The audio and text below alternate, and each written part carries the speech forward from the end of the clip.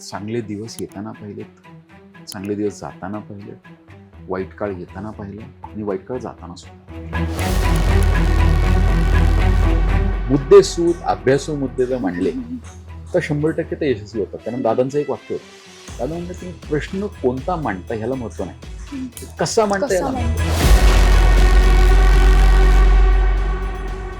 दादा आमदार हिजस पडले होते, दादांना त्रास झाला होता, आमची परिस्थिती हलाखीची होती, त्यांना अचानक दवाखान्याला घेऊन जायचं.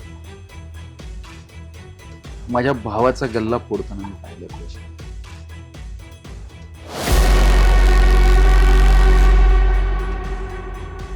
एक म्हणजे एक आर्टिफिशियल पनीर होतं, म्हणजे अॅनालॉग चीज, आणि एक रिअल पनीर होतं.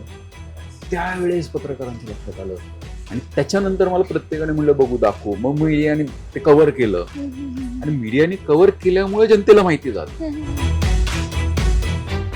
जसं मगाशी तुम्ही म्हणालात की आमदाराचा मुलगा, मंत्र्याचा मुलगा तुम्हाला खूप नाही, चांदीचा चमचा घेऊन जन्माला आलाय, तसं नसतं. काय असतं, प्रत्येकाचा संघर्ष खूप वेगळा असतो आणि तो संघर्ष त्या व्यक्तीलाच माहिती असतो.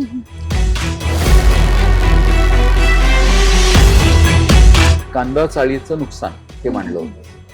काय झालं होतं, मधल्या काळात मागच्या अतिवृष्टीमध्ये खूप कांद्याचं नुकसान झालं आणि कांद्याचं उत्पन्नही त्या दिवशी वाढलं, त्या वर्षात वाढलं आणि उत्पादन वाढलंय, त्यामुळे कांद्याचे बाजारभाव हे पडलेलेच होते. मी तो मुद्दा ह्यासाठी मांडला होता की ह्याचा फायदा होईल की नाही माहित नाही, पण तो मी मुद्दा मांडल्यानंतर कांद्याचे बाजारभाव वाढले होते.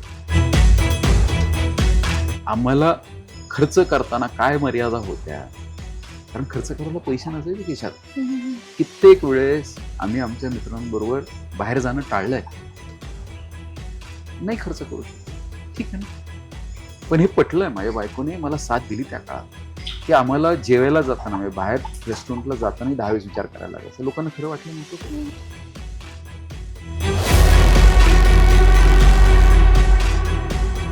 मला हा फॉर्म भरायला जमला नव्हता, माझं ऍडमिशनच कुठे लागेल ना. मग मी दादांकडे गेलो किंवा आता मला ऍडमिशन घ्यायला लागेल. म्हणजे नाही, चूक तुझी आहे, तू फॉर्म भरला नाही, तुला विद्याप्रतिष्ठानला मिळतं ऍडमिशन, तिकडे घे. माझ्या वडिलांनी मला कधी ऍडमिशन प्रोसेसमध्ये मदतच नाही.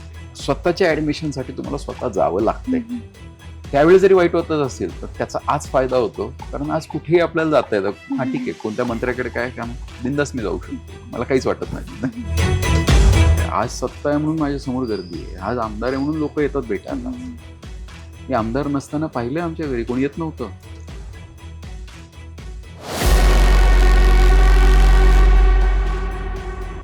तर माझं हे मत आहे की उद्या काय करायचं याच्यापेक्षा आज जी जबाबदारी आहे, आज जी संधी मिळाली, त्या संधीचं सोनं केलं पाहिजे. आणि मी कायम, म्हणजे माझ्या निवडणुकीच्या प्रचारातलाही माझा मुद्दा होता की मला फक्त एक संधी द्या, त्या संधीचं सोनं हा विक्रम पासुटे केल्याशिवाय राहणार नाही.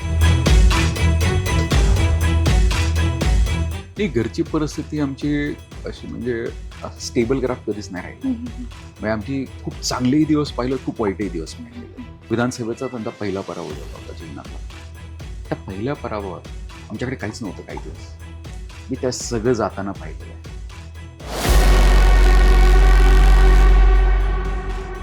म्हणजे त्यावेळेसच्या माझ्याविषयीच्या बातम्या, माझ्याविषयीच्या अफवा, माझ्या लग्नाविषयीच्या अफवा, माझ्या बायकोविषयीच्या अफवा, ह्या मी सहनच करू शकलो नसतो. पाहिलं मी पल्लवीच्या जागी दुसरी एखादी जर कोणी असते, मला मागे सोडून गेले असते, नसते टेकले ह्या संघर्षात.